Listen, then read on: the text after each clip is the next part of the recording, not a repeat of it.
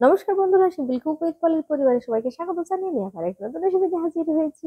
বাঙালি তার মানে কি শুধুই বাংলার খাবার খাবো তাই তো নয়, তাই না? আমরা যেখানে যেমন ভালো খাবার পাই সেইখানে কিন্তু হামলে পড়ি।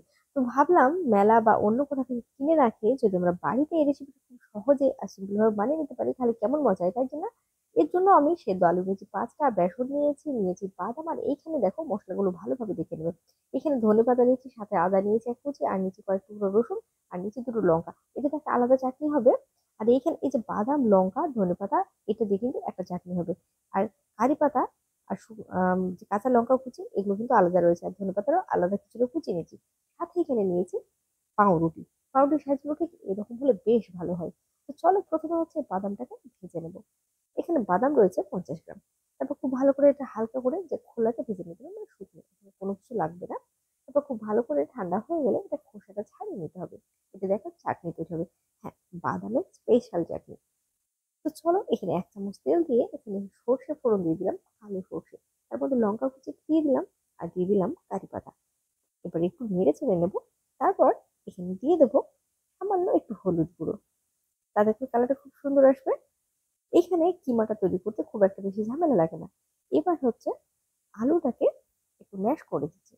খুব একটু ভালো করার দরকার নেই, মোটামুটি করলে হবে। তারপর একটু মিশিয়ে নিলাম। এবার এখানে দিয়ে দিলাম লবণ। হাফ চামচের একটু বেশি দিয়েছি, বা স্বাদ মতো লবণ। খুব ভালো করে আবার একটু নেড়ে চেড়ে নিলাম। চাইলে কিন্তু তোমরা এইভাবে নামিয়ে নিতে পারো, কোনো সমস্যা নেই। সামান্য ধনেপাতা দিয়ে, কিন্তু আমি এখানে ধনেপাতার সাথে সাথে হচ্ছে একটু দেবো গরম মশলা গুঁড়ো। আমার কিন্তু ভীষণ ভালো লাগে। তো অবশ্যই বলবো তোমরা এভাবে রেসিপিটা ট্রাই করো। তারপর এটা হচ্ছে ঠান্ডা হতে দেবো। যতক্ষণ ঠান্ডা হচ্ছে ততক্ষণ কিন্তু বেসনের ব্যাটারটা তৈরি করে নিচ্ছি। এখানে বেসনটা আমি নিয়ে নিলাম, 125 গ্রাম মতো বেসন নিয়েছি, আর দিয়ে দিলাম এখানে হাফ চামচ লবণ। তারপর এখানে দিয়ে দিচ্ছি, এখানে কিন্তু বলে রাখি যে খাবার সোডা ব্যবহার হবে না। এখানে গোটা জিরে দিয়েছি, আর দিয়েছি লঙ্কা গুঁড়ো, আর এখানে দিলাম সামান্য হলুদ গুঁড়ো। তারপর একটু মিশিয়ে নেওয়ার পর জল দিয়ে এটাকে একটা ঘন ব্যাটার তৈরি করে নিতে হবে। খুবই তাড়াতাড়ি হয়ে যাবে, মাত্র 1 মিনিটের মধ্যে কিন্তু বেসনটা গোলাও কমপ্লিট হয়ে যাবে। এবার যেটা করতে হবে সেটা দেখে নাও। এবার বাদামের চাটনিটা তৈরি করে নেবো। এর জন্য বাদামটা একটু ভালো করে খোসাটা ছাড়িয়ে নিয়েছি, তারপর দিয়ে দিলাম জারে, আর দিয়ে দিচ্ছি লবণ হাফ চামচ, আর এখানে দেবো লঙ্কা গুঁড়ো। লঙ্কা গুঁড়োটা বাচ্চারা খাবে সেভাবে বুঝে কিন্তু দেবে। এবার এখানে দিয়ে দিলাম আমি রসুন।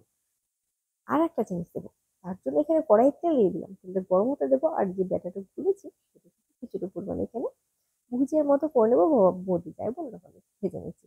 এটা করলে পরে এতটা সুন্দর হয় খেতে, সত্যি। এই চাটনিটা তৈরি করে নেওয়ার পর কিন্তু নিজেকে মানে নিজেকে ধরে রাখার মানে আয়ত্ত সেটা কিন্তু আমি হারিয়ে ফেলি, এরকম হয়। তো যাই হোক, এটাকে একটু ঠান্ডা করে নিলাম। ঠান্ডা করে নিয়ে এবার এটা চাটনির সাথে, মানে বাদামের চাটনির সাথে তৈরি করেছি। খুব সুন্দর একটা ঘ্রাণ। আমার বাচ্চা কাচ্চা কিন্তু আগে থেকে হামলে পড়েছিল। যাই হোক, আমি একটা বাটির মধ্যে ঢেলে নিচ্ছি। এবার এটার মধ্যে যে ধনেপাতাটা দেখেছিলাম সেই ধনেপাতা, গোটা রসুন, আদা আর লঙ্কা দিয়ে একটা চাটনি করবো সামান্য একটু জল দিয়ে। এখানে কিন্তু বলে রাখি, তোমরা চাইলে শুকনো নারকেল গুঁড়ো বা নারকেল ব্যবহার করতে পারো। এদিকে আলুর টুকরাটা ঠান্ডা হয়ে গেছে। এবার আলুর থেকে কিন্তু আমি বল বল তৈরি করে নেবো। কারণ এটা কিন্তু চ্যাপ্টা হবে না, গোল হয়ে থাকবে। এই বড়াগুলো বা বলগুলো তৈরি করা হয়ে গেলে এখানে দেখো চাটনিগুলো কিন্তু আমার রেডি হয়ে গেছে। এবার এই বড়াগুলোকে ভেজে নিতে হবে। খুবই সুন্দর। বেসনের মধ্যে ডুবিয়ে নিতে হবে, তারপরে ভেজে নিতে হবে। খুব একটা কড়া করবার দরকার নেই, তবে খেয়াল রাখতে হবে বেসনটা যেন ঘন হয়। ব্যাস, অল্প অল্প করে ইচ্ছে মতো তোমরা ভেজে নাও, তোমাদের কড়াই যতটুকু ধরবে সেইভাবে। আমি এখানে অল্প অল্প করে ভেজে নিচ্ছি। আবারও বলছি, খুব কড়া করবার দরকার নেই, এরকম মোটামুটি লাল হলে চলবে।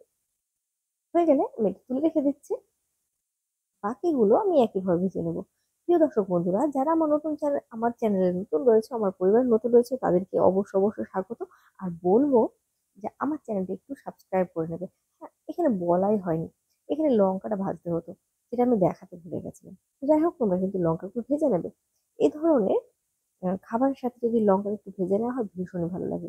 এখানে পাউরুটিগুলো আমি ছাড়িয়ে নিলাম, সাজিয়ে কেটে নিয়েছি। তাহলে তোমরা এটা হাত দিয়ে করে নিতে পারো, কোনো সমস্যা নেই। তো প্রথমে একটু হচ্ছে চাটনিটা লাগিয়ে নেবো।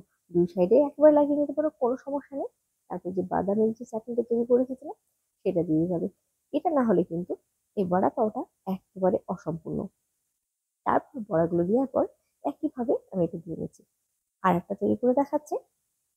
আবারও বলছি, যারা নতুন বন্ধু রয়েছে, হ্যাঁ এখানে কিন্তু লঙ্কাটা দিবে।